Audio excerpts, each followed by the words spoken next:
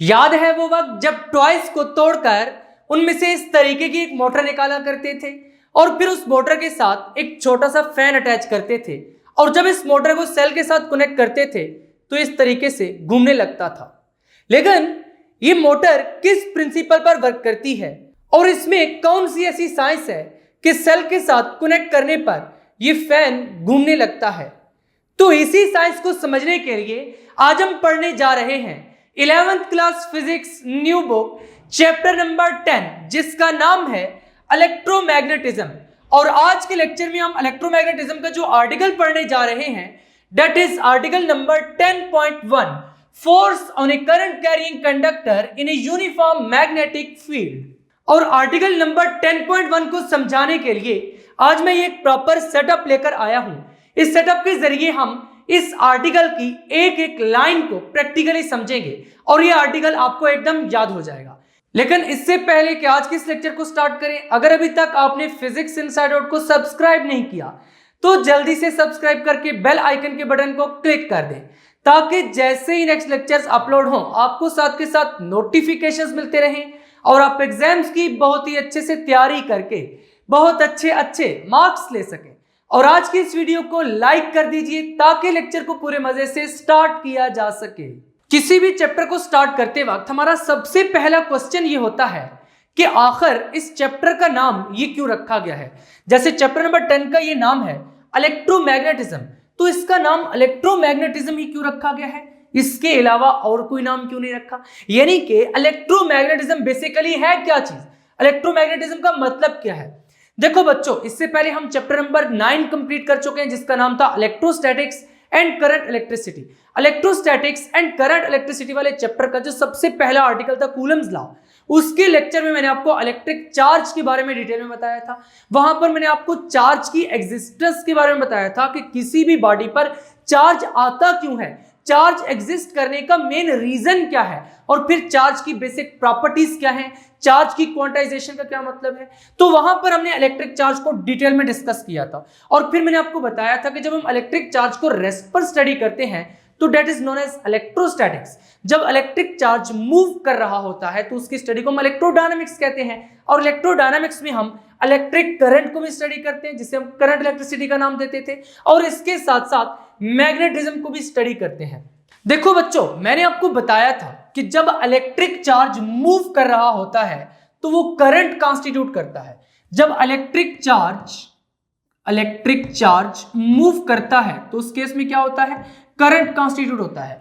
मान लो electric charge इस wire में मूव करके जा रहा है, इस वायर में क्या करके जा रहा है, मूव करके जा रहा है चार्ज।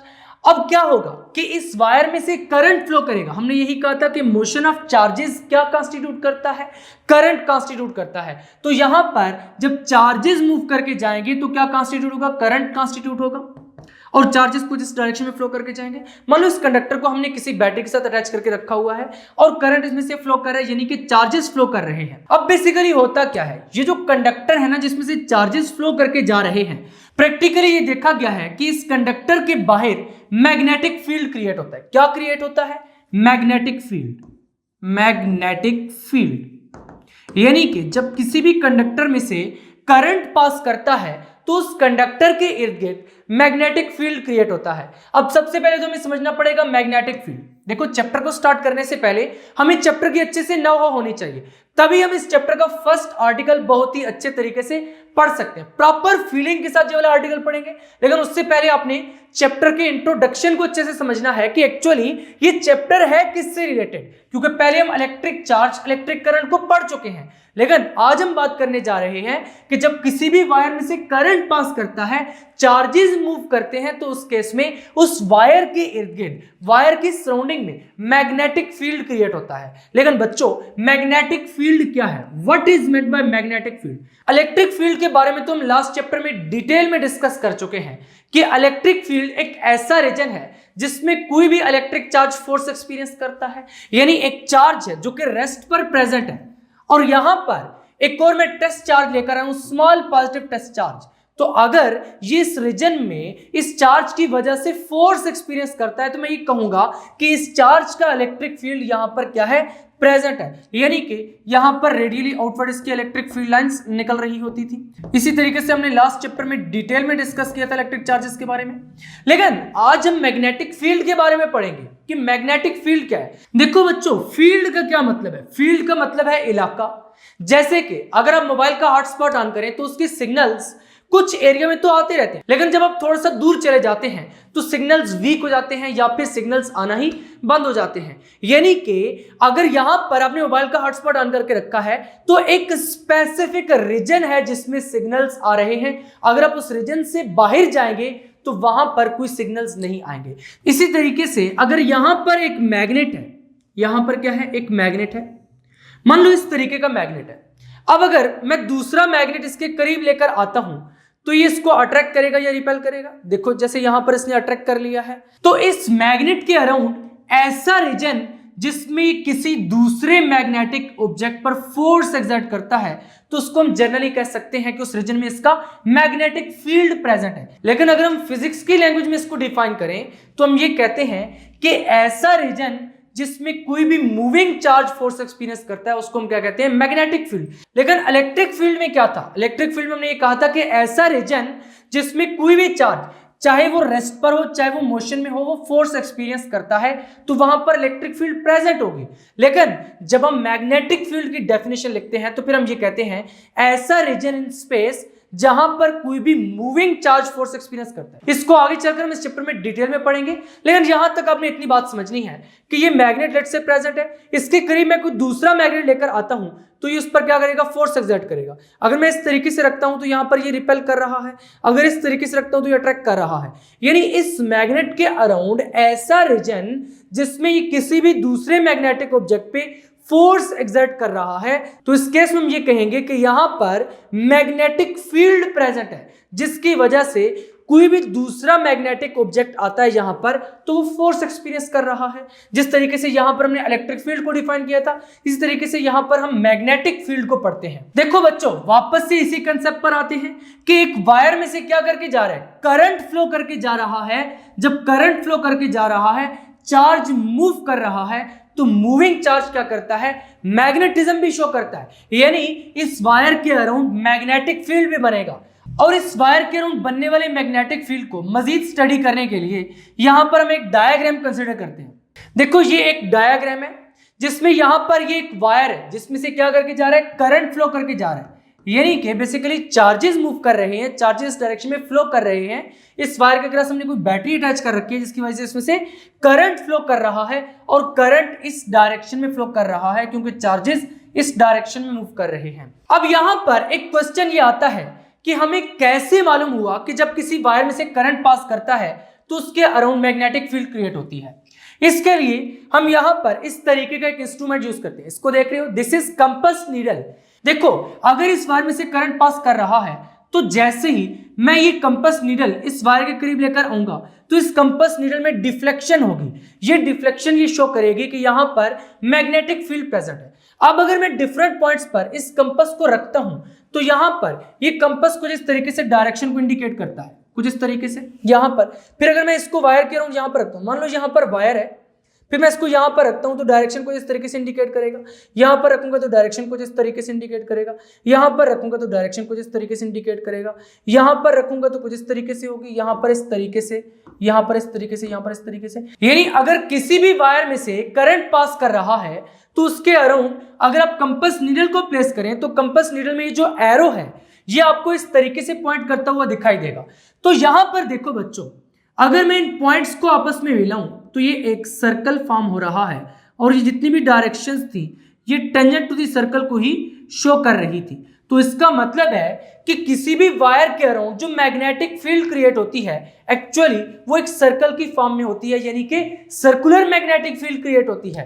तो इसी वजह से हमने इसके अराउंड मैग्नेटिक फील्ड को इस तरीके से सर्कल्स की फॉर्म में रिप्रेजेंट कर दिया है। अब यहां पर हमने मैग्नेटिक फील्ड को रिप्रेजेंट करने के लिए जो सर्कल्स ड्रा किए हैं इन पर आपको ये डायरेक्शन भी दिखाई पड़ रही है, यानी मैग्नेटिक फील्ड की डायरेक्शन है। तो हमें कैसे पता चला कि मैग्नेटिक फील्ड की डायरेक्शन है? पहले तो हमने इस कंपास से देख लिया कि यहां पर ये जो एरो इस तरफ पॉइंट करे तो डायरेक्शन इधर होगी, लेकिन जनरली इसके लिए एक रूल है जिसको हम कहते हैं right hand rule. Right hand rule ये कहता है कि आप अपने राइट हैंड में कंडक्टर को इस तरीके से पकड़ लें और अपने थंब को इधर रखें जिधर करंट फ्लो करके जा रहा है। देखो हमने कहा कि करंट इस तरफ फ्लो करके जा रहा है, तो अपने थंब को इस तरीके से रखें। तो जिधर आपकी फिंगर्स कर्ल होंगी राइट हैंड की, वो मैग्नेटिक फील्ड की डायरेक्शन होगी। तो इस वक्त मेरी फिंगर्स एंटी क्लॉकवाइज कर्ल हो रही हैं, तो इसका मतलब है कि मैग्नेटिक फील्ड की डायरेक्शन किधर होगी, एंटी क्लॉकवाइज होगी। अगर करंट की डायरेक्शन इधर होती तो फिर मेरी फिंगर्स किधर कर्ल होती, इस तरफ होती, यानी कि डायरेक्शन क्लॉकवाइज होती। लेकिन इस केस में क्योंकि इस तरीके से है ये, तो यहां पर डायरेक्शन क्या है, एंटी क्लॉकवाइज। बच्चों यहां तक आपको मैग्नेटिक फील्ड के बारे में कुछ तो नॉलेज हो चुका है। यहां पर आपने क्या देखा कि जब करंट पास किया तो उस केस में हमें क्या देखने को मिला, मैग्नेटिज्म देखने को मिली, क्योंकि यहां पर हमने मैग्नेटिक फील्ड को डिटेक्ट किया है इस कंपास को यूज करते हुए। तो इसका मतलब कि करंट पास कर रहा है तो मैग्नेटिज्म आपको देखने को मिली है। करंट पास कर रहा है तो मैग्नेटिज्म देखने को मिली है। अब इसका उलट भी पॉसिबल है। यहां पर तुमने ये देखा ना कि करंट पास किया है तो मैग्नेटिक फील्ड क्रिएट हुई है वायर के अराउंड। लेकिन अगर हम एक कंडक्टर को मैग्नेटिक फील्ड में मूव कराएं तो उस केस में भी उस कंडक्टर के दोनों एंड्स के अक्रॉस ईएमएफ इंड्यूस होता है, यानी वहां पर भी करंट का फ्लो होता है क्लोज सर्किट के केस में। इसका मतलब है कि मैग्नेटिज्म को जब हम स्टडी कर रहे होते हैं तो उसमें करंट भी इन्वॉल्व हो जाता है। मैग्नेटिज्म को स्टडी कर रहे होते हैं तो क्या इन्वॉल्व हो जाता है, करंट भी इन्वॉल्व हो जाता है। करंट को हम क्या कहते हैं, इलेक्ट्रिक करंट। यहां पर भी इलेक्ट्रिक करंट लिख दीजिए, यहां पर भी इलेक्ट्रिक करंट कह दीजिए। अब बच्चों जब हमने इलेक्ट्रिक करंट को स्टडी किया तो मैग्नेटिज्म क्या हुआ, खुद ब खुद से आ गया। हमने तो करंट पास करवाया था वायर से, मैग्नेटिक फील्ड खुद ब खुद वायर के अराउंड क्रिएट हो गया। अब इसी तरीके से जब किसी कंडक्टर को हम मैग्नेटिक फील्ड में मूव कराते हैं तो वहां पर करंट इलेक्ट्रिसिटी वाले इफेक्ट आने लगते हैं, यानी कि इलेक्ट्रिक करंट भी कॉन्स्टिट्यूट होता है। तो इसका मतलब है कि हम स्टडी तो मैग्नेटिज्म को कर रहे हैं लेकिन वहां पर इलेक्ट्रिक करंट भी इन्वॉल्व हो चुका है। तो फिर यहां पर एक नई टर्म इंट्रोड्यूस करवाई गई, दिस मैग्नेटिज्म, यानी इलेक्ट्रिक करंट और मैग्नेटिज्म को मिलाकर एक फील्ड बनाई गई जिसका नाम रखा गया इलेक्ट्रोमैग्नेटिज्म। क्या नाम रखा गया बच्चों, इलेक्ट्रोमैग्नेटिज्म। तो यहां तक आपको समझ आया कि इलेक्ट्रोमैग्नेटिज्म का मीनिंग क्या है, यानी जब एक वायर में से करंट पास करता है तो उसके अराउंड मैग्नेटिक फील्ड क्रिएट होती है। स्टडी तुम करंट को कर रहे थे लेकिन मैग्नेटिज्म खुद से इन्वॉल्व हो गई। इसी तरीके से अगर हम मैग्नेटिक फील्ड में किसी कंडक्टर को मूव कराते हैं तो वहां पर हमें करंट देखने को मिलता है। तो इसका मतलब है कि हम स्टडी तो मैग्नेटिज्म को कर रहे थे लेकिन वहां पर इलेक्ट्रिक करंट के इफेक्ट्स खुद ब खुद आना शुरू हो गए। तो इसका मतलब है कि इलेक्ट्रिक करंट से मैग्नेटिज्म में जा सकते हैं, मैग्नेटिज्म से इलेक्ट्रिक करंट में जा सकते हैं। तो मिला जुलाकर क्या फील्ड बनाई गई, इलेक्ट्रोमैग्नेटिज्म। तो बच्चों यहां पर इलेक्ट्रोमैग्नेटिज्म की डेफिनेशन फिर ये बन जाएगी, electromagnetism is the branch of physics which interrelates electricity and magnetism. यहां पर हमने क्या कहा है, इलेक्ट्रिक करंट, इसको हम कहां पर स्टडी करते हैं, इलेक्ट्रिसिटी में। यानी हम स्टडी तो इलेक्ट्रिसिटी को कर रहे थे लेकिन मैग्नेटिज्म खुद से इन्वॉल्व हो गई। तो यहां पर ऐसी ब्रांच ऑफ फिजिक्स जो कि इलेक्ट्रिसिटी और मैग्नेटिज्म को इंटर रिलेट करती है, उस ब्रांच ऑफ फिजिक्स को हम कहते हैं इलेक्ट्रोमैग्नेटिज्म।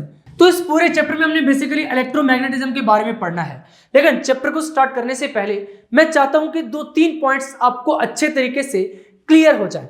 और वो 2-3 पॉइंट्स कौन से हैं, इनको आप नोट्स में प्रॉपरली एक जगह पर लिख लीजिए क्योंकि these are very useful points.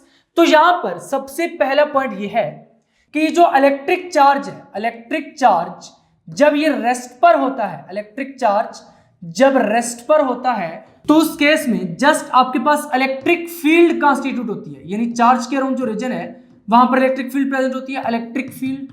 और अगर चार्ज मूव कर रहा हो, सेकंड पॉइंट क्या होगा, अगर इलेक्ट्रिक चार्ज मूव कर रहा होगा तो उस केस में इलेक्ट्रिक फील्ड भी देखने को मिलेगी और इसके साथ साथ मैग्नेटिक फील्ड भी, क्योंकि हमने कहा कि जब चार्ज वायर में से मूव करेगा यानी करंट फ्लो करेगा तो वायर के अराउंड मैग्नेटिक फील्ड क्रिएट होती है। तो इसका मतलब है कि जब इलेक्ट्रिक चार्ज मूव करेगा तो हमें इलेक्ट्रिक फील्ड भी देखने को मिलेगी और इसके साथ साथ मैग्नेटिक फील्ड भी देखने को मिलेगी, इसके साथ साथ मैग्नेटिक फील्ड भी देखने को मिलेगी।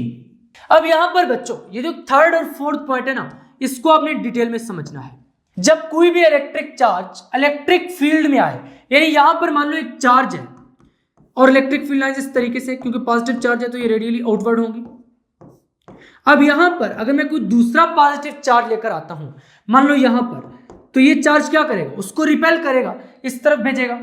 यानी कि यहां पर इस चार्ज ने क्या किया, फोर्स एक्सपीरियंस किया, क्योंकि यहां पर इलेक्ट्रिक फील्ड प्रेजेंट थी। तो बच्चों याद रखें, जब चार्ज रेस्ट पर होता है तो वो इलेक्ट्रिक फील्ड एक्सपीरियंस कर सकता है। जब इलेक्ट्रिक चार्ज रेस्ट पर होता है तो उस केस में वो इलेक्ट्रिक फील्ड एक्सपीरियंस कर सकता है। क्या एक्सपीरियंस कर सकता है? Electric field.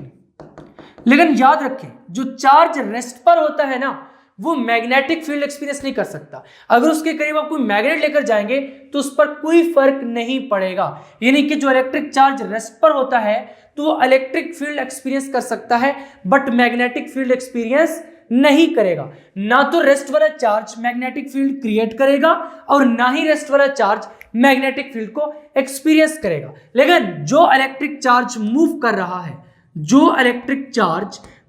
रहा होता है, अगर वो इलेक्ट्रिक चार्ज इलेक्ट्रिक फील्ड में आए तब भी फोर्स एक्सपीरियंस करेगा, और अगर वो चार्ज मैग्नेटिक फील्ड में आए तो तब भी फोर्स एक्सपीरियंस करेगा। यानी कि ये जो चार्ज है ये इलेक्ट्रिक फील्ड में भी फोर्स एक्सपीरियंस करेगा और मैग्नेटिक फील्ड में भी, इलेक्ट्रिक एंड मैग्नेटिक फील्ड दोनों में फोर्स एक्सपीरियंस करेगा।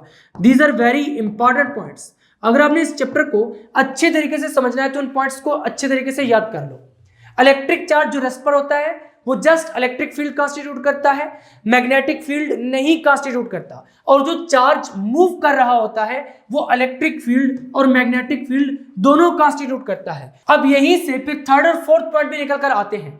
यानी जो चार्ज रेस्ट पर है वो क्रिएट भी इलेक्ट्रिक फील्ड ही करता है, और जब किसी दूसरे चार्ज के इलेक्ट्रिक फील्ड में जाता है तो वहां पर फोर्स भी एक्सपीरियंस करता है। लेकिन जो रेस्ट वाला चार्ज है वो मैग्नेटिक फील्ड में कोई फोर्स एक्सपीरियंस नहीं करेगा।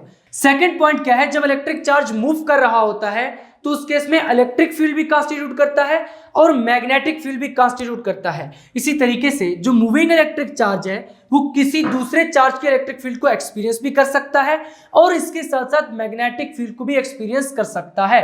तो यहां पर आपको ये कुछ प्रॉपर्टीज है चार्ज की, यानी चार्ज एट रेस्ट क्या एग्जिबिट कर सकता है? ओनली इलेक्ट्रिक फील्ड, और एक्सपीरियंस भी क्या कर सकता है? Only electric field. यानी मैग्नेटिक फील्ड का रेस्ट वाले चार्ज पर कोई असर नहीं होगा, और अगर चार्ज मूव करेगा तो इलेक्ट्रिक फील्ड भी कांस्टिट्यूट करेगा, मैग्नेटिक फील्ड भी कांस्टिट्यूट करेगा।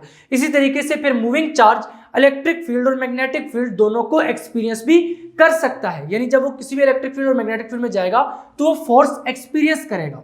इन 4 पॉइंट्स को स्टडी करने के बाद आपको मैग्नेट की बेसिक्स के बारे में मालूम होना चाहिए। जिस तरह हम चार्ज के केस में कहते थे ना पॉजिटिव चार्ज और नेगेटिव चार्ज, इसी तरीके से ये जो मैग्नेट है इसके 2 पोल्स होते हैं। एक पोल को हम नॉर्थ पोल कहते हैं, एक को कहते हैं साउथ पोल। तो यहां पर ये जो मैग्नेट है इसका आपको नॉर्थ पोल और साउथ पोल दिखाई पड़ रहा है। अगर मैं इसके करीब एक दूसरा मैग्नेट लेकर आता हूं तो देखो इसने क्या कर लिया, अट्रैक्ट कर लिया है, क्योंकि यहां पर इसका साउथ पोल है और इसका नॉर्थ पोल है। तो इसका मतलब है कि अगर एक मैग्नेट का साउथ पोल होगा दूसरे का नॉर्थ पोल होगा तो ये क्या करेंगे, एक दूसरे को अट्रैक्ट करेंगे। लेकिन अगर एक मैग्नेट का साउथ पोल हो और दूसरे का साउथ पोल हम उसके करीब लेकर आए तो यहां पर एक दूसरे को रिपेल कर रहे हैं, अट्रैक्ट नहीं कर रहे।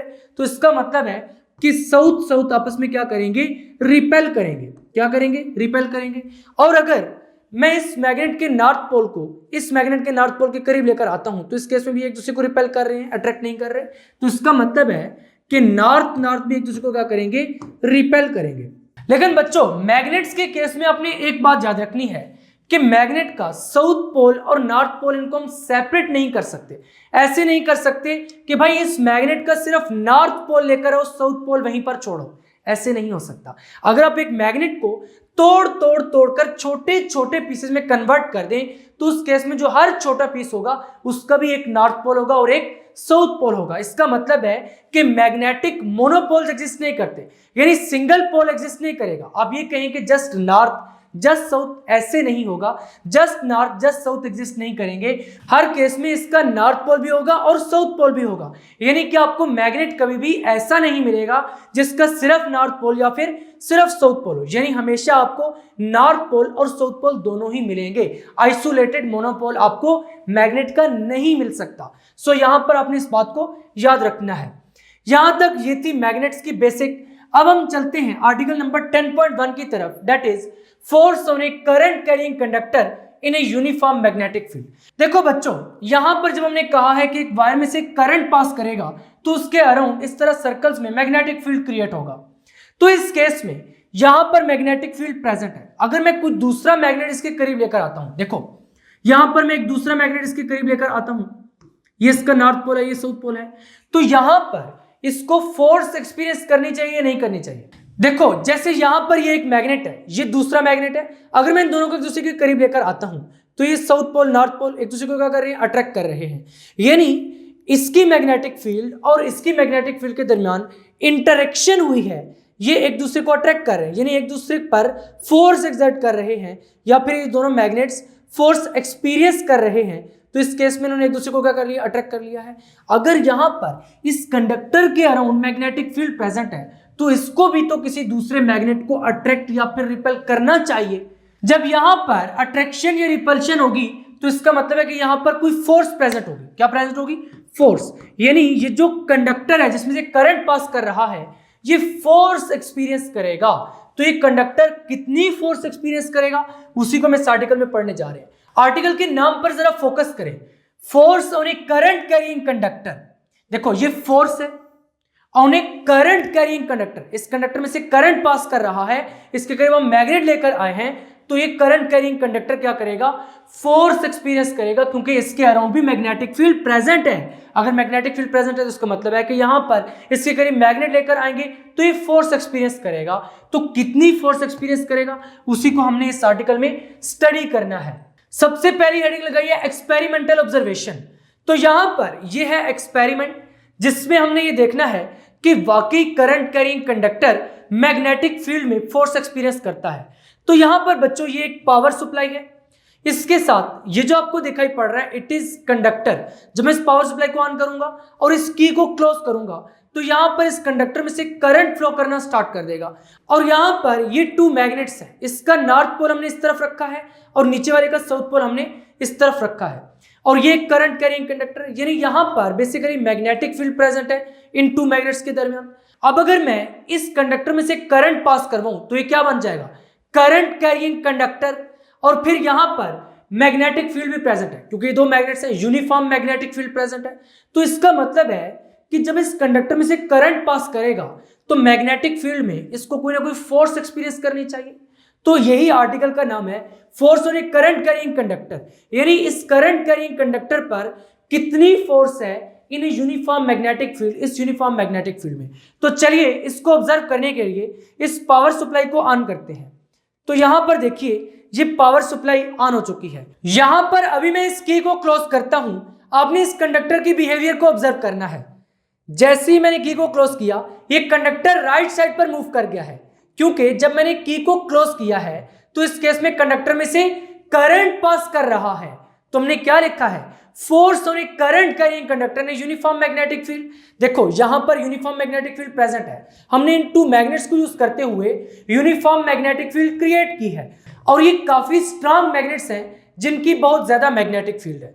तो जैसे ही मैंने इस की को क्लोज किया, इसमें से करंट पास हुआ, और ये करंट कैरिंग कंडक्टर क्योंकि मैग्नेटिक फील्ड में प्रेजेंट है तो इसने क्या किया, फोर्स एक्सपीरियंस की। चलिए दोबारा ऑब्जर्व करते हैं, जैसे ही मैं इस की को क्लोज करूंगा तो इस कंडक्टर ने फोर्स एक्सपीरियंस की है और ये राइट साइड पर मूव कर गया है।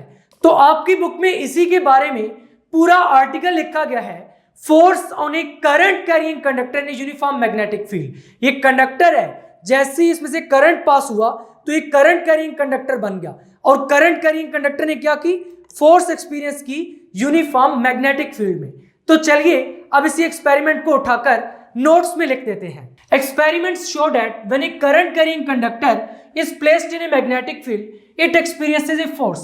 यानी जब किसी करंट कैरिंग कंडक्टर को मैग्नेटिक फील्ड में प्लेस किया जाता है तो वो फोर्स एक्सपीरियंस करता है। अभी तो ये सब कुछ आपने भी एक्सपीरियंस कर लिया है कि कैसे कंडक्टर फोर्स एक्सपीरियंस करता है। तो हमने क्या किया है, एक कंडक्टर लिया है, उसमें से जैसे ही करंट को पास करवाया था, यहां पर क्योंकि यूनिफॉर्म मैग्नेटिक फील्ड प्रेजेंट है तो उस कंडक्टर ने फोर्स एक्सपीरियंस की और वो इस राइट साइड पर मूव कर गया था। इसी बात को हमने यहां पर लिखा है कि एक्सपेरिमेंटली हमें ये पता चलता है कि कोई भी करंट कैरिंग कंडक्टर जब मैग्नेटिक फील्ड में प्रेजेंट होता है तो वो फोर्स एक्सपीरियंस करता है। अब हमने इसी एक्सपेरिमेंट को लिखना है, तो चलिए इस एक्सपेरिमेंट को यहां पर लिख देते हैं। सबसे पहले हमने इस सेटअप को ड्रा किया है। इस सेटअप में देखें, यहां पर ये एक मैग्नेट है, ये एक मैग्नेट है। जैसे यहां पर ये एक मैग्नेट है, ये एक मैग्नेट है। यहां पर ये क्या है, north pole and this is south pole, जैसे वहां पर मैंने आपको बताया था। अब जिस तरीके से electric field lines positive charge की तरफ से नेगेटिव चार्ज की तरफ होती हैं, इसी तरीके से यहां पर जो मैग्नेटिक फील्ड लाइंस हैं वो नॉर्थ से साउथ की तरफ डायरेक्टेड होती हैं। यानी मैग्नेटिक फील्ड लाइंस की जो डायरेक्शन है वो किधर होगी, नॉर्थ से साउथ की तरफ। तो ये सारे एरोस मैं कुछ इस तरह से लगा देता हूं, यानी मैग्नेटिक फील्ड लाइंस की ये डायरेक्शन है नॉर्थ से साउथ की तरफ। तो this is the direction of magnetic field lines. यहां पर देखो, ये नॉर्थ पोल है, ये साउथ पोल है, और ये करंट कैरिंग कंडक्टर है। मान लो यहां पर ये करंट कैरिंग कंडक्टर है, जिस तरह वहां पर मैंने आपको दिखाया है, और करंट कैरिंग कंडक्टर इस मैग्नेटिक फील्ड में प्रेजेंट है। तो वो क्या करेगा, फोर्स एक्सपीरियंस करेगा, किस तरफ, राइट की तरफ कर रहा था। तो यहां पर भी यही सेटअप है जैसा कि मैंने आपको दिखाया है। तो यहां पर भी किधर फोर्स एक्सपीरियंस करेगा, इसी तरफ फोर्स एक्सपीरियंस करेगा, यानी एफ वेक्टर की डायरेक्शन कुछ इस तरफ है। और यहां पर ये जो सर्कल्स हैं, ये इस कंडक्टर के अराउंड मैग्नेटिक फील्ड को रिप्रेजेंट कर रहे हैं। अब ये जो मैग्नेटिक फील्ड है इसकी डायरेक्शन क्या होगी, ऑलरेडी मैं आपको बता चुका हूं, राइट हैंड रूल से हम डायरेक्शन को डिटरमिन करते हैं। तो यहां पर कैसे करेंगे, डायरेक्शन को डिटरमिन करने के लिए सबसे पहले हमें मालूम होना चाहिए कि यहां पर करंट किस डायरेक्शन में फ्लो कर रहा है। तो चलिए वापस से उसी सेटअप पे चलते हैं। यहां पर देखिए, ये पॉजिटिव टर्मिनल है और ये ब्लैक वाला नेगेटिव टर्मिनल है, यानी कि कंडक्टर की इस साइड पे हाई पोटेंशियल है, इस साइड पे लो पोटेंशियल है। यानी करंट किधर फ्लो करेगा, हाई पोटेंशियल से लो पोटेंशियल की तरफ, पॉजिटिव से नेगेटिव की तरफ। करंट की डायरेक्शन किधर है, इस तरफ है। अगर मैं इसको थोड़ा इस तरीके से रखूं तो यहां पर ज्यादा अच्छे से समझ आ जाएगा। देखो करंट की डायरेक्शन किस तरफ है, इस तरफ है। तो हमने क्या करना है, थंब को करंट की डायरेक्शन में रखना है, राइट हैंड को लेना है और थंब को करंट की डायरेक्शन में रखना है। तो जो आपकी कर्लिंग फिंगर्स हैं वो किसको इंडिकेट करेंगी, direction of the magnetic field को। तो क्योंकि करंट की डायरेक्शन इस तरफ है तो कर्लिंग फिंगर्स किधर है, एंटी क्लॉकवाइज है। तो यहां पर भी करंट की डायरेक्शन किधर है, इधर है। तो फिंगर्स किधर कर्ल हो रही है, एंटी क्लॉकवाइज। इसका मतलब है मैग्नेटिक फील्ड की डायरेक्शन ये वाली होगी, एंटी क्लॉकवाइज होगी। तो यहां पर मैग्नेटिक फील्ड वाले जो सर्कल्स हैं इन पर भी एंटी क्लॉकवाइज वाली डायरेक्शन में एरोस ड्रा कर देते हैं, क्योंकि हमें इस सेटअप से ही पता चला है कि इन एरोस की डायरेक्शन एंटी क्लॉकवाइज होनी चाहिए। तो यहां पर मैं एरोस को एंटी क्लॉकवाइज ड्रा कर देता हूं, यानी इस तरफ से ये ऐसे होंगे कुछ इस तरीके से, इस तरीके से। यहां पर एंटी क्लॉकवाइज होगा तो ऐसे होगा, ऐसे होगा, ऐसे होगा। अब इसी सारी कहानी को उठाकर हमने लिख दिया है। यहां पर आपको अच्छे तरीके से समझ आ चुका है कि कंडक्टर फोर्स इस तरफ एक्सपीरियंस कर रहा है, प्रैक्टिकली आपने ऑब्जर्व किया है। Consider straight conductor carrying a steady current, यानी कंडक्टर इस तरीके से था, यहां पर इस तरीके से मैंने आपको कंडक्टर दिखाया, वो कंडक्टर किधर मूव किया था, इस तरफ मूव किया था। तो ये एक स्ट्रेट कंडक्टर आप कंसिडर कर लीजिए जिसमें से करंट फ्लो करके जा रहा है, और करंट की डायरेक्शन किधर है, इधर, जिधर थंब है इधर करंट की डायरेक्शन है। तो consider a straight conductor carrying a steady current, यानी कंडक्टर कंसिडर कीजिए जिसमें से करंट पास करके जा रहा है, placed perpendicular to the uniform magnetic field. देखो मैग्नेटिक फील्ड की ये डायरेक्शन है, कंडक्टर को हमने perpendicular to the magnetic field place किया है। Assume that the direction of current is out of the plane of the paper, यानी जो करंट की डायरेक्शन है वो out of the plane of the paper है, यानी इस तरफ है, इस तरफ करंट की डायरेक्शन है। यहां पर मैंने आपको प्रैक्टिकल सेटअप में भी ये दिखाया था कि करंट ऐसे फ्लो करके जा रहा था, इस तरफ फ्लो करके जा रहा था, यानी इस तरफ। इसी वजह से हमने थंब को इस तरफ रखा था। तो यहां पर भी बेसिकली करंट इस तरफ फ्लो करके जा रहा है, यानी out of the plane of the paper ये फ्लो कर रहा है। तो out of the plane of the paper का सिंबल ये होता है, देखो यहां पर ये एक डॉट और उसके बाहर सर्कल। अगर हमने into the plane of paper लिखना होता तो फिर हम क्रॉस का सिंबल डालते हैं, यानी इस तरीके से क्रॉस का symbol into the plane of paper represent करता है, और इस तरीके का जो सिंबल है दरमियान में एक डॉट और बाहर सर्कल, ये out of the plane of the paper को रिप्रेजेंट करता है। तो यहां पर आपको समझ आ चुका है कि करंट की डायरेक्शन क्या है, out of the plane of the paper है। यहां पर करंट कैरिंग कंडक्टर की वजह से जो मैग्नेटिक फील्ड जनरेट हुई है उसको भी हमने सर्कल्स की फॉर्म में रिप्रेजेंट कर दिया है, और मैं आपको बता चुका हूं कि इन सर्कल्स की डायरेक्शन क्या होगी, एंटी क्लॉकवाइज, क्योंकि करंट की डायरेक्शन क्या है, out of the plane of the paper है। तो यहां पर ये जो मैग्नेटिक फील्ड की डायरेक्शन है ये एंटी क्लॉकवाइज होगी, यानी इन सर्कल्स में जो एरोज हैं इनकी डायरेक्शन आपने एंटी क्लॉकवाइज मार्क करनी है। यानी कि ये वाले जो सर्कल्स हैं ये रिप्रेजेंट कर रहे हैं मैग्नेटिक फील्ड को जो कि करंट कैरिंग कंडक्टर की वजह से प्रोड्यूस हुई है। अब हमने यहां पर रीजन देना है कि ये जो फोर्स है इस करंट कैरिंग कंडक्टर ने क्यों एक्सपीरियंस किया है इन दी मैग्नेटिक फील्ड। देखो बच्चों, अगर मैं एक मैग्नेट को दूसरे मैग्नेट के करीब लेकर आता हूं इस तरीके से कि एक का नॉर्थ पोल हो और दूसरे का साउथ पोल हो, तो ये क्या करेंगे, अट्रैक्ट करेंगे। यानी एक मैग्नेट दूसरे मैग्नेट पे फोर्स एक्सर्ट कर रहा है। अगर दोनों के नॉर्थ पोल्स करीब लेकर आऊंगा तो एक दूसरे को रिपेल करेंगे, यानी कि फोर्स एक्सर्ट करेंगे, क्योंकि दोनों मैग्नेट्स की फील्ड्स के दरमियान इंटरेक्शन हुई है। तो यहां पर भी एक मैग्नेटिक फील्ड इन मैग्नेट्स की वजह से है और दूसरा मैग्नेटिक फील्ड इस करंट कैरिंग कंडक्टर की वजह से क्रिएट हुआ है। तो जब ये दो मैग्नेटिक फील्ड्स आपस में इंटरेक्ट करेंगे तो उस केस में करंट कैरिंग कंडक्टर ये फोर्स एक्सपीरियंस करेगा। तो इसी की हमने हेडिंग लगाई है reason for the force on the conductor in the same way as two magnets exert force on each other through their magnetic fields. यानी यहां पर इस मैग्नेट की भी कुछ मैग्नेटिक फील्ड है, इसका भी। अब ये दोनों एक दूसरे की मैग्नेटिक फील्ड की वजह से क्या कर रहे हैं, फोर्स एक्सर्ट कर रहे हैं। Similarly a current carrying conductor experiences a force due to interaction between its own magnetic field and the external magnetic field. यहां पर देखिए, this is the external magnetic field और इसका अपना मैग्नेटिक फील्ड हमने यहां पर रिप्रेजेंट किया है। यानी इन दोनों मैग्नेटिक फील्ड्स के इंटरेक्शन की वजह से current carrying conductor force experience करेगा और उस फोर्स की डायरेक्शन क्या है, राइट साइड पर है। अब यहां पर हमने इसका भी रीजन प्रोवाइड करना है कि इसकी डायरेक्शन राइट साइड पर क्यों है। यहां पर तो हमने डायरेक्शन राइट साइड की तरफ इसलिए मार्क किया फोर्स की क्योंकि हमने प्रैक्टिकली ऑब्जर्व किया है।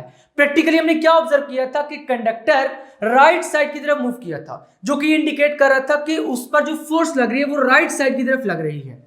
अब हमने इसका रीजन प्रोवाइड करना है, इसका प्रॉपर फिजिक्स वाला लॉजिक प्रोवाइड करना है कि क्यों इस तरीके से फोर्स एक्सर्ट कर रही है। तो नेक्स्ट हेडिंग फिर क्या लगाएंगे, direction of force on the conductor. देखो बच्चों, यहां पर जनरली फोर्स की डायरेक्शन को फाइंड करने का तरीका कार ये है कि हम इन दोनों फील्ड्स के इंटरेक्शंस को स्टडी करते हैं।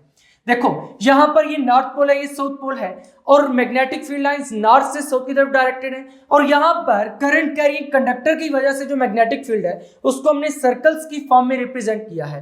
अब ये दोनों मैग्नेटिक फील्ड्स इंटरेक्ट कर रही हैं, हमने इनके इंटरेक्शन को स्टडी करना है और वहां से डायरेक्शन को डिटरमिन करना है। To find the direction of force, we examine how the two magnetic fields interact. यानी डायरेक्शन को फाइंड करने के लिए हम क्या देखेंगे कि मैग्नेटिक फील्ड्स आपस में कैसे इंटरेक्ट कर रही हैं।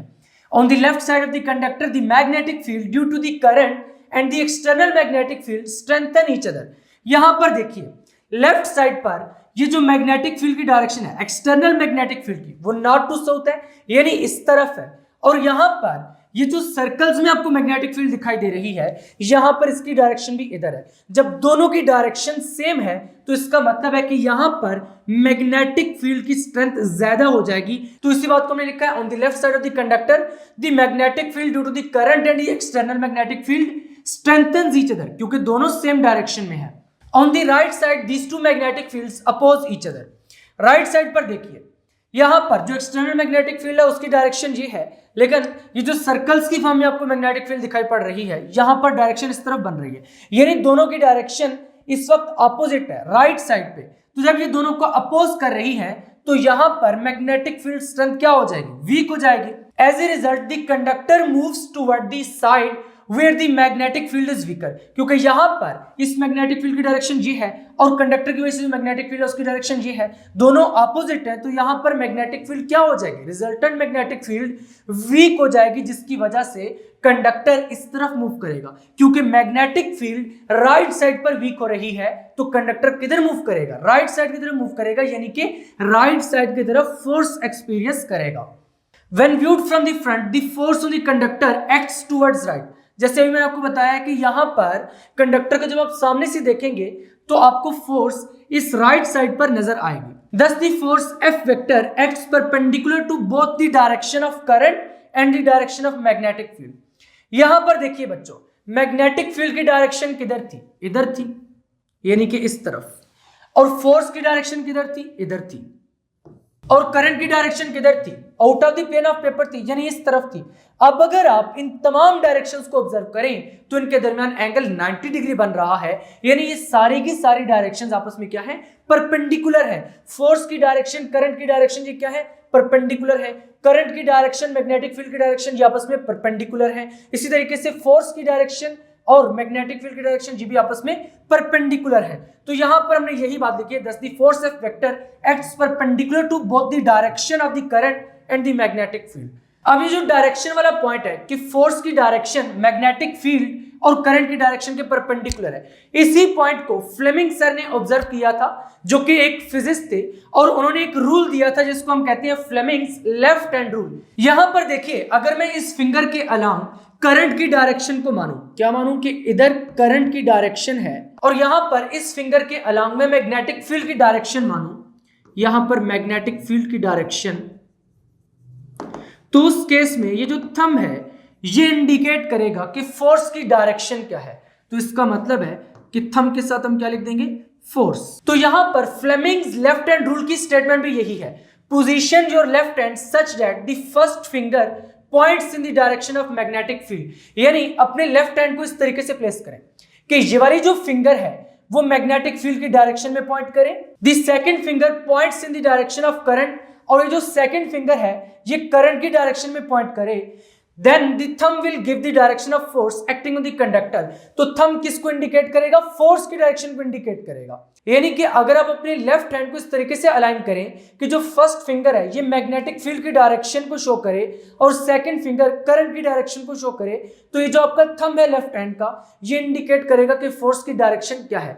अगर हम इसी फ्लेमिंग्स लेफ्ट हैंड रूल को इस सिनेरियो में अप्लाई करें, जो कि हम ऑलरेडी पढ़ चुके हैं, तो यहां पर देखिए जो मैग्नेटिक फील्ड की डायरेक्शन है वो इस तरफ थी, तो फर्स्ट फिंगर को आपने मैग्नेटिक फील्ड की डायरेक्शन में रखना है और इस वाली फिंगर को आपने किधर रखना है, करंट की डायरेक्शन में।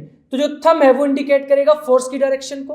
तो यहां पर भी फ्लेमिंग्स लेफ्ट हैंड रूल ही अप्लाई हो रहा है, यानी कि अगर आपकी फर्स्ट फिंगर मैग्नेटिक फील्ड की डायरेक्शन में हो, सेकंड फिंगर करंट की डायरेक्शन में हो, तो लेफ्ट हैंड का जो थंब है वो फोर्स की डायरेक्शन को इंडिकेट करेगा। तो this is Fleming's left hand rule. अब इस फोर्स की डायरेक्शन को हम राइट हैंड रूल से भी फाइंड कर सकते हैं। उसका मेथड क्या है, curl the fingers of your right hand from the direction of current towards the direction of magnetic field through the smaller angle, the straight thumb indicates the direction of the force. यहां पर इसी diagram में दोबारा से देखिए, आपने क्या करना है, राइट हैंड की फिंगर्स को कर्ल करना है from the direction of current. Current की ये डायरेक्शन थी इस तरफ out of the plane of paper, magnetic field की डायरेक्शन ये है, तो अपने फिंगर्स को कर्ल करना है करंट की डायरेक्शन से मैग्नेटिक फील्ड की डायरेक्शन में, यानी इस तरफ। तो जो थंब है वो इंडिकेट करेगा फोर्स की डायरेक्शन को। तो यहां पर देखिए फोर्स की डायरेक्शन यही थी, थंब फोर्स की डायरेक्शन को इंडिकेट कर रहा है। तो this is the right hand rule for the determination of direction of force on a current carrying conductor in a uniform magnetic field. तो हमने क्या पढ़ा, curl the fingers of your right hand from the direction of current towards the direction of magnetic field, यानी right hand की fingers को current की direction से magnetic field की डायरेक्शन में अगर कर्ल करेंगे तो जो थंब है वो इंडिकेट करेगा फोर्स की डायरेक्शन को जो कि कंडक्टर पर एक्ट कर रही है। तो this is right hand rule for finding the direction of force. तो यहां तक आपको इस फोर्स की बेसिक नेचर समझ में आ चुकी है, जो कि करंट कैरिंग कंडक्टर पे लगती है यूनिफॉर्म मैग्नेटिक फील्ड में। अब हमने बेसिकली इस आर्टिकल में इस फोर्स को कैलकुलेट करना है, इसका रिलेशन फाइंड करना है। तो चलिए इसके रिलेशन को डिस्कस करते हैं। Magnitude of the force acting on a current carrying conductor placed in a magnetic field. यहां पर देखिए हमने मैग्नेटिक फील्ड अप्लाई करके रखी हुई है, ये परमानेंट मैग्नेट्स हैं जिनकी अच्छी खासी मैग्नेटिक फील्ड है, उनमें हमने एक कंडक्टर को एडजस्ट कर रखा है। यहां पर जैसे ही मैं इस पावर सप्लाई को ऑन करूंगा तो इसमें से करंट पास करेगा, जैसे ही करंट पास करेगा तो ये फोर्स एक्सपीरियंस करेगा। तो चलिए जरा पावर सप्लाई को ऑन करते हैं।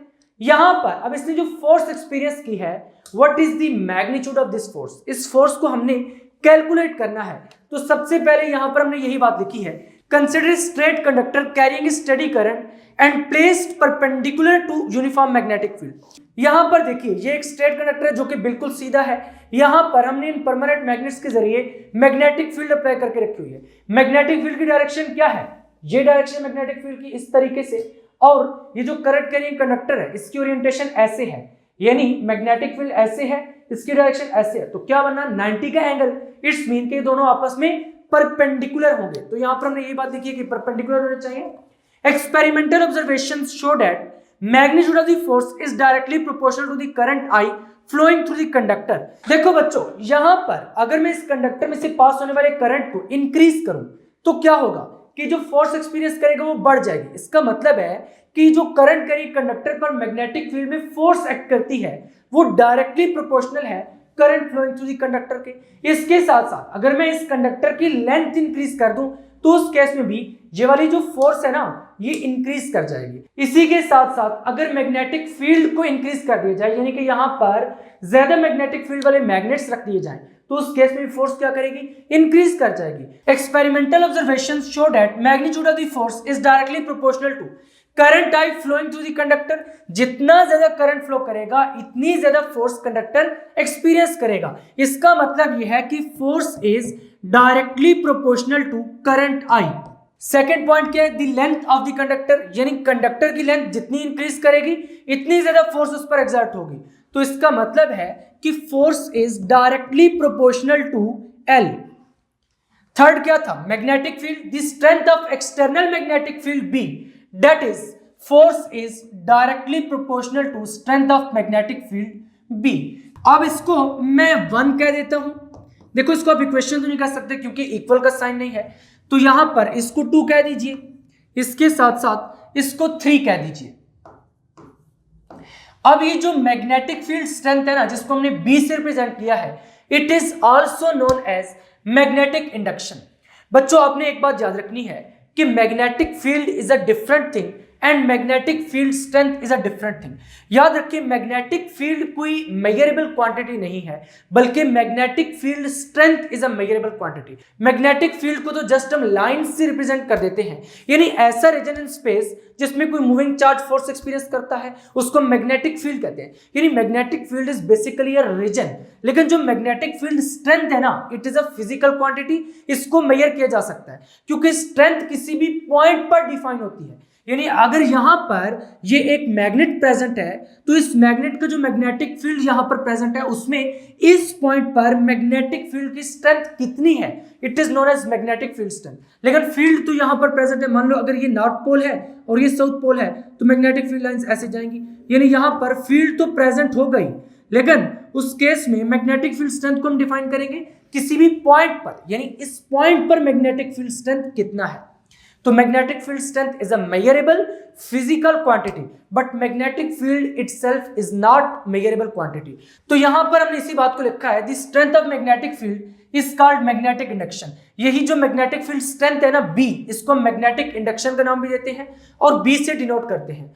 Its direction is same as that of magnetic field, यानी इस मैग्नेटिक फील्ड स्ट्रेंथ की डायरेक्शन भी वही है जो कि मैग्नेटिक फील्ड की है। यानी यहां पर इस पॉइंट पे मैग्नेटिक फील्ड स्ट्रेंथ की डायरेक्शन क्या होगी, देखो बी इटसेल्फ इज वेक्टर, इसकी भी एक डायरेक्शन होती है, इसकी डायरेक्शन वही होगी जो कि इस फील्ड की डायरेक्शन होगी। मैग्नेटिक फील्ड की डायरेक्शन इधर है नॉर्थ से साउथ की तरफ, तो इसकी डायरेक्शन भी इसी तरीके से होगी। अब अगर हमने फोर्स के लिए एक्सप्रेशन निकालना है तो क्या करेंगे, 1, 2 और 3 को कंबाइन करेंगे। तो इसी बात को लिखा है, for a conductor of length L, यानी ऐसा कंडक्टर जिसकी लेंथ L है उसमें से करंट I पास कर रहे हैं, उसको हमने परपेंडिकुलर मैग्नेटिक फील्ड B में प्लेस किया हुआ है। The force is given by combining 1, 2 and 3। तो 1 क्या थी, F is directly proportional to I, तो यहां पर लिख देते हैं F is directly proportional to I।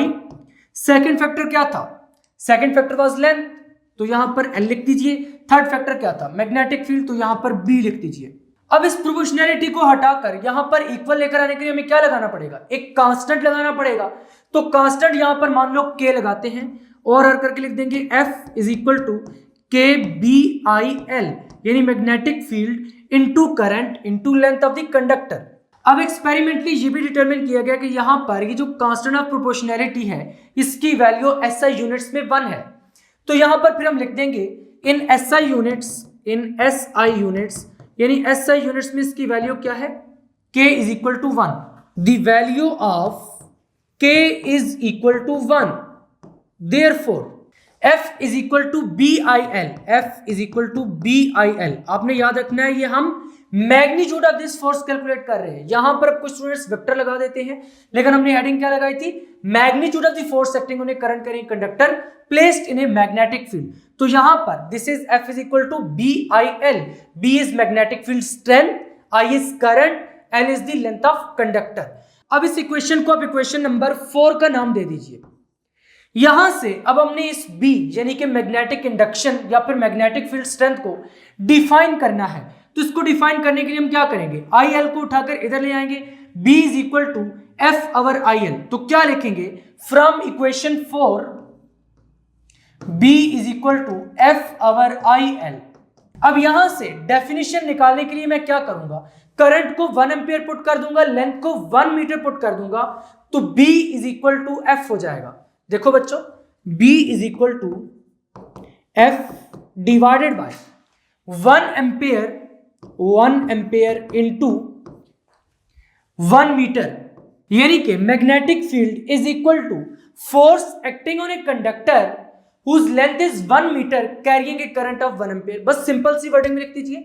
Book में क्या लिखा गया, the magnetic field strength is numerically equal to, देखो ये फार्मूला से हमने निकाला है, तो B is numerically equal to the force acting on a conductor, the force acting on a conductor of length 1 metre, जिसकी लेंथ कितनी हो 1 metre, carrying current of 1 ampere, carrying current of 1 ampere placed perpendicular to the magnetic field. This is very important point. देखो यहां पर magnetic field की direction क्या थी, ये वाली डायरेक्शन थी इस तरीके से, और कंडक्टर हमने इस तरीके से रखा था, कंडक्टर की ये डायरेक्शन, मैग्नेटिक फील्ड की ये डायरेक्शन। देखो अब कंडक्टर और मैग्नेटिक फील्ड के दरमियान कितना एंगल बन रहा है, 90 डिग्री का, यानी ये परपेंडिकुलर है।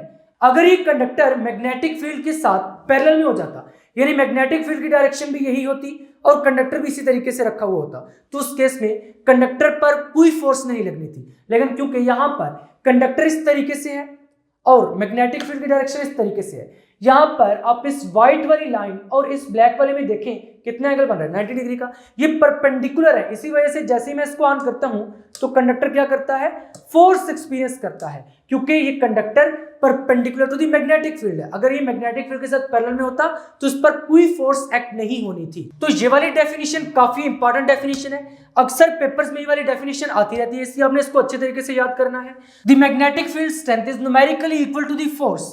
मैग्नेटिक फील्ड स्ट्रेंथ किसकी इक्वल है, फोर्स की इक्वल है, acting on a conductor whose length is 1 meter carrying a current of 1 ampere placed perpendicular to the magnetic field। यहां तक ये वाली डेफिनेशन कंप्लीट होती है।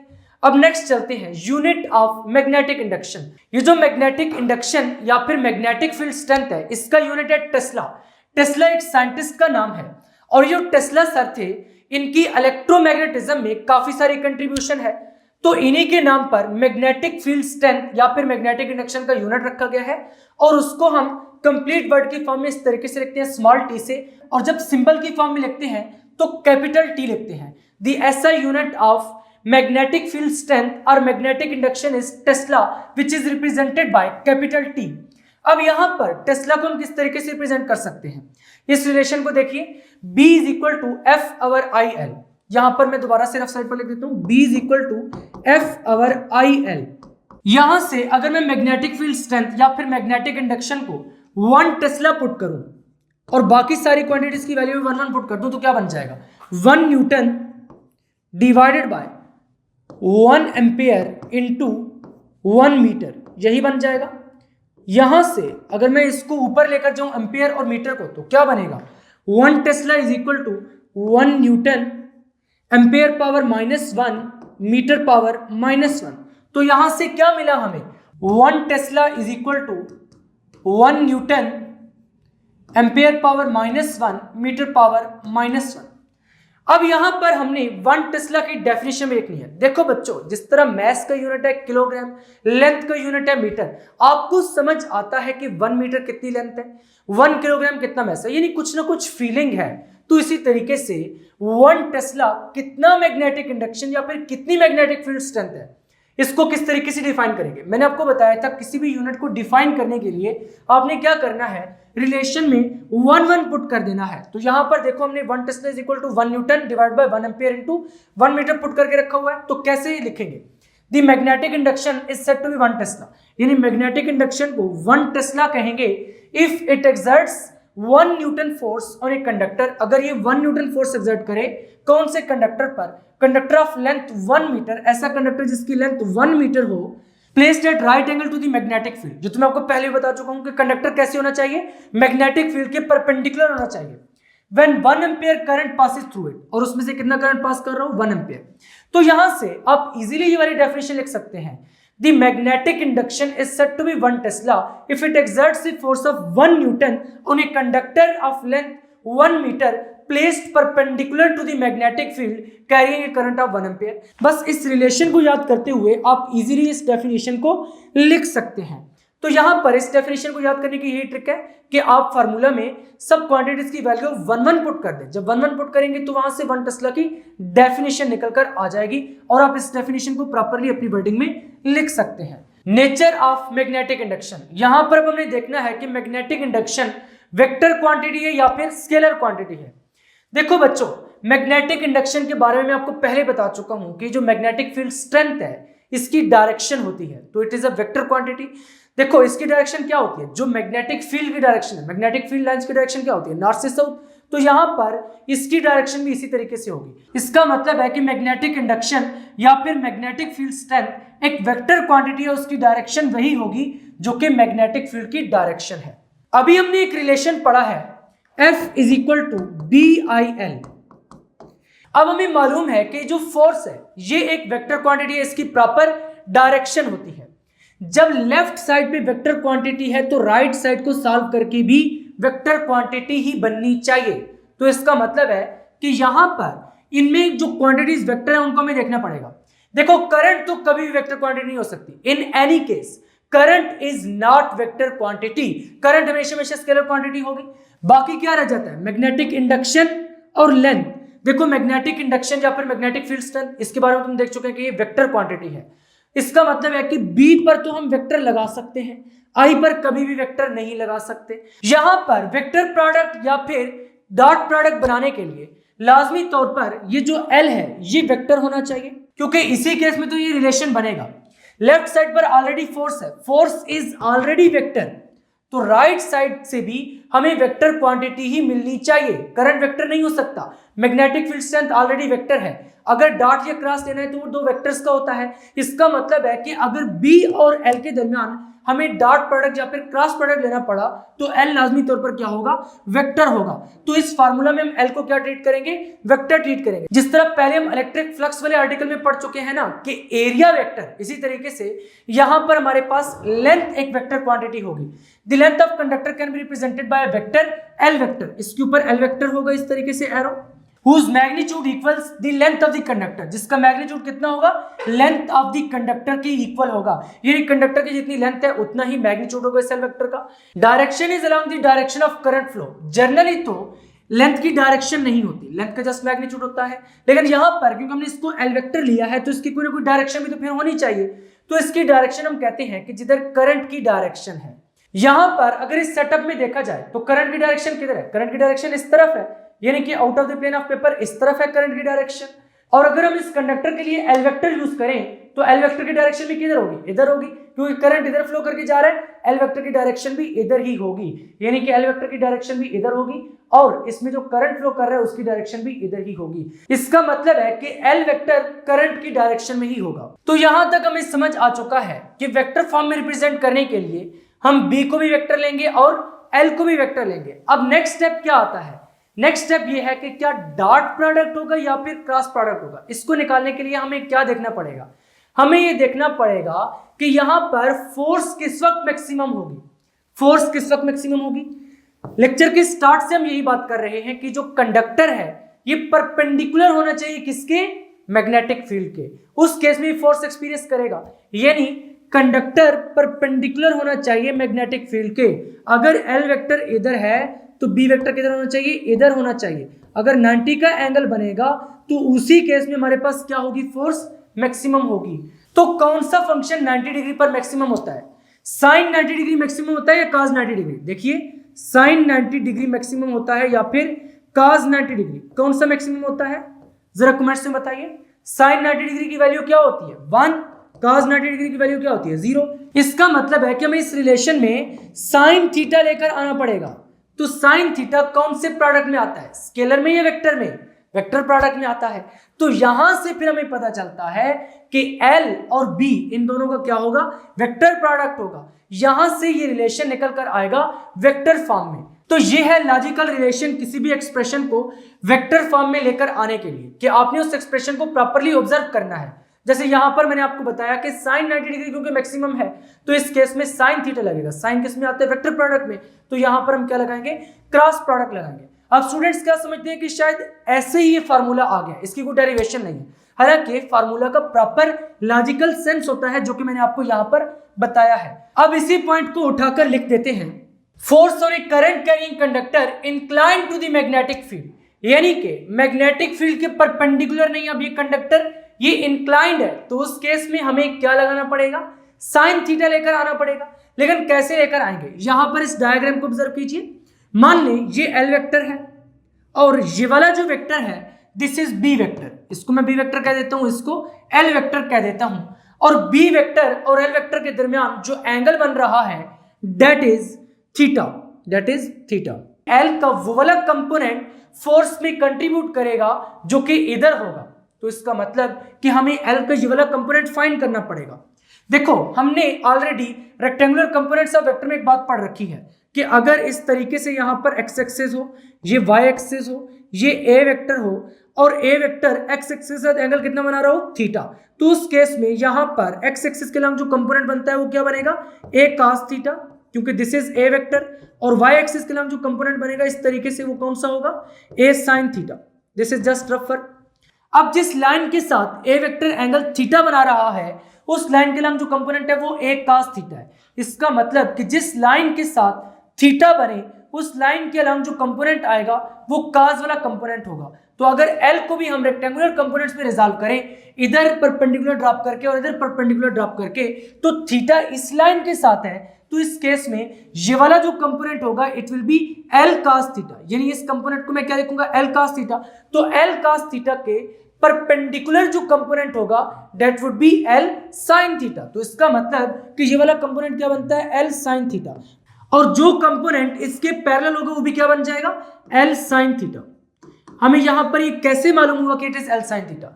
क्योंकि यहां पर एल को हमने रेक्टेंगुलर कंपोनेंट्स में रिजॉल्व किया। थीटा के साथ वाला कंपोनेंट कौन सा होता है? cos, और उसके परपेंडिकुलर वाला कौन सा होगा? sin वाला component. This was just rough work. यहां पर अभी मैं आपको समझा चुका हूं कि ये क्रॉस प्रोडक्ट आएगा क्योंकि sin 90 मैक्सिमम होता है, लेकिन this is just logical rule याद रखने के लिए कि यहां पर क्रॉस प्रोडक्ट क्यों आया है। बेसिक वे इज दिस, जो कि हम फिजिक्स में लेकर चलेंगे।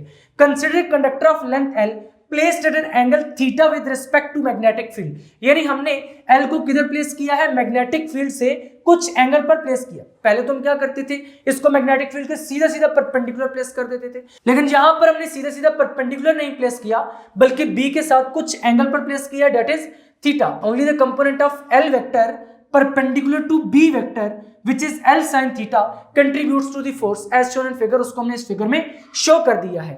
अब ये वाला जो कंपोनेंट है L sin theta, इसको हमने कहां पर यूज करना है? इसको हमने इक्वेशन नंबर 4 में यूज करना है, that was F is equal to BIL। This is equation number 4, F is equal to BIL। इसमें L की जगह पर क्या लिखेंगे? L sin theta। तो चलिए लिख देते हैं। Using this component equation 4 becomes, equation 4 क्या बन जाएगी? F is equal to BIL sin theta, BIL sin theta। तो यहां पर this is the relation for the force on a current carrying conductor incline to the magnetic field, यानी अगर current carrying conductor incline to the magnetic field हो, B के साथ angle theta बना रहा हो, तो उस केस में आपके पास एक्सप्रेशन इस तरीके से आएगा। अब हम इस एक्सप्रेशन को इजीली वेक्टर फॉर्म में लिख सकते हैं क्योंकि एफ तो ऑलरेडी वेक्टर है, बी में आपको बता चुका हूं कि ये भी वेक्टर है, और एल के बारे में भी मैंने आपको यहां पर बताया है कि L is a vector quantity whose magnitude is equal to length of conductor and direction is along the direction of current. तो यहां पर L is also vector. Sine theta ये रिप्रेजेंट कर रहा है कि यहां पर एल और बी के दरमियान जो प्रोडक्ट होगा that would be cross product और वेक्टर प्रोडक्ट। तो यहां पर इसको इक्वेशन नंबर 5 कह देते हैं। तो क्या हेडिंग लगाएंगे? Vector form. Equation 5 can be written in vector form as F vector is equal to I into L vector cross B vector, इस तरीके से हो जाएगा। तो ये है इस एक्सप्रेशन की vector form. Force on a current carrying conductor placed in a magnetic field, अगर हम उसको वेक्टर फॉर्म में रिप्रेजेंट करेंगे तो कुछ इस तरीके से बनेगा। F vector is equal to I into L vector cross B vector. अब यहां पर देखिए हमने यही ऑर्डर क्यों चूज किया है? L vector cross B vector में क्यों लिखा है? देखो B vector cross L vector भी तो लिख सकते थे। यहां पर अब देखिए मैग्नेटिक फील्ड की ये डायरेक्शन थी, this was the direction of magnetic field. हमने लेंथ को परपेंडिकुलर से हटा के इस तरीके से इंक्लाइन किया है मैग्नेटिक फील्ड के साथ एंगल थीटा पर। तो थीटा कैसे बन रहा है? एल से बी की तरफ। सो यहां पर क्या होगा? L vector cross B vector. तो इसी वजह से हमने लिखा है F = I × L vector cross B vector.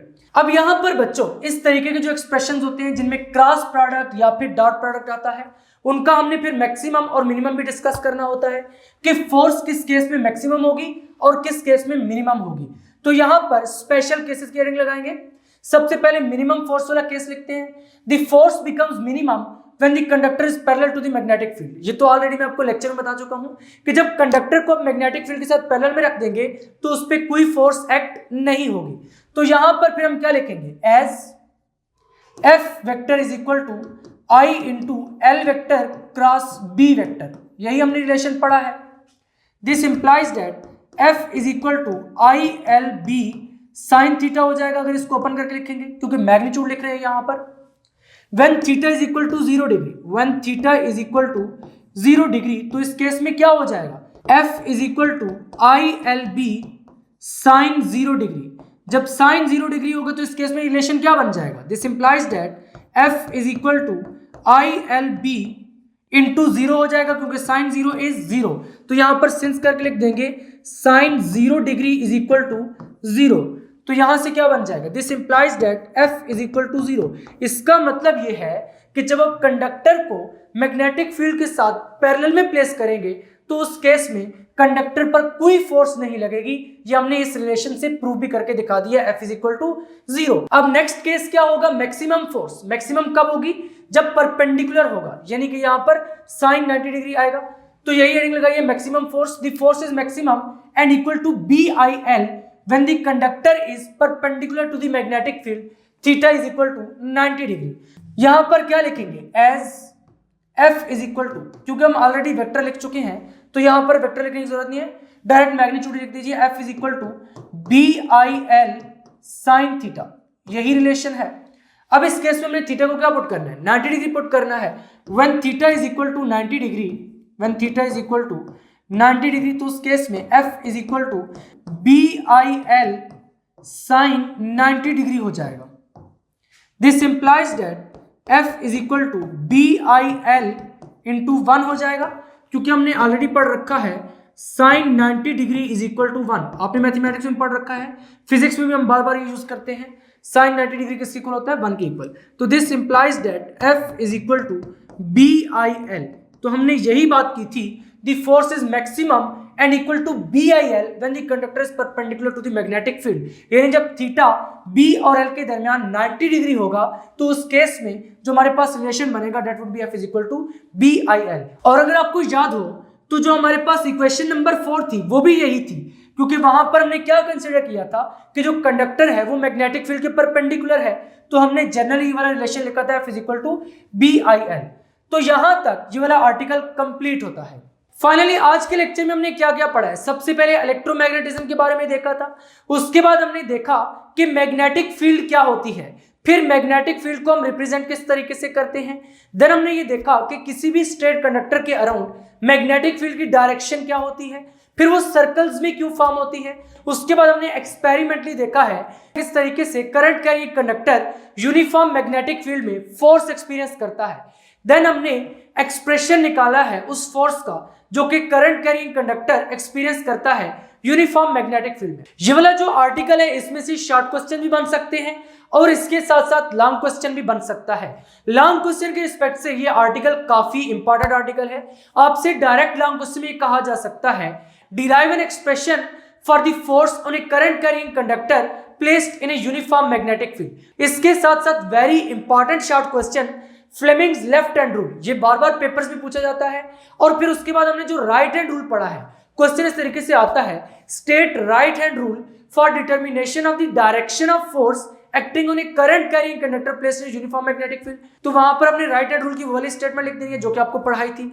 इसके साथ साथ यूनिट्स ऑफ मैग्नेटिक इंडक्शन पूछे जा सकते हैं, डायमेंशंस ऑफ मैग्नेटिक इंडक्शन के बारे में पूछा जा सकता है। फिर इसके बाद मैक्सिमम और मिनिमम वाले केसेस भी शॉर्ट क्वेश्चन में पूछे जा सकते हैं। When the force is maximum on a current carrying conductor placed in uniform magnetic field, जब एंगल 0 डिग्री होगा या फिर 90 डिग्री, इस तरीके से शॉर्ट क्वेश्चन में बन के आ सकते हैं। यानी कि ये वाला जो आर्टिकल है ये शॉर्ट क्वेश्चन के रिस्पेक्ट से भी और लॉन्ग क्वेश्चंस के रिस्पेक्ट से भी काफी इंपॉर्टेंट आर्टिकल है। इसलिए आपने पूरे लेक्चर को अच्छे तरीके से तैयार करना है और प्रॉपरली हेडिंग्स की फॉर्म में नोट्स बनाने हैं। अगर पेपर में लॉन्ग क्वेश्चन आ जाए तो आपने इसी तरीके से हेडिंग्स की फॉर्म में लिखना है। जब आप ऐसे हेडिंग्स की फॉर्म में लिखकर आएंगे तो वहां पर आपको मैक्सिमम मार्क्स मिल सकते हैं उस लॉन्ग क्वेश्चन में। फाइनली आज का लेक्चर यहीं पर एंड होता है। अगर अभी तक आपने फिजिक्स इनसाइड आउट को सब्सक्राइब नहीं किया तो जल्दी से सब्सक्राइब करके बेल आइकन के बटन को क्लिक कर दें, ताकि जैसे ही नेक्स्ट लेक्चर्स अपलोड हों आपको साथ के साथ नोटिफिकेशंस मिलती रहें और आप एग्जाम्स की बहुत ही अच्छे से तैयारी करके बहुत अच्छे मार्क्स ले सके। मिलेंगे नेक्स्ट लेक्चर में, तब तक के लिए अल्लाह हाफिज।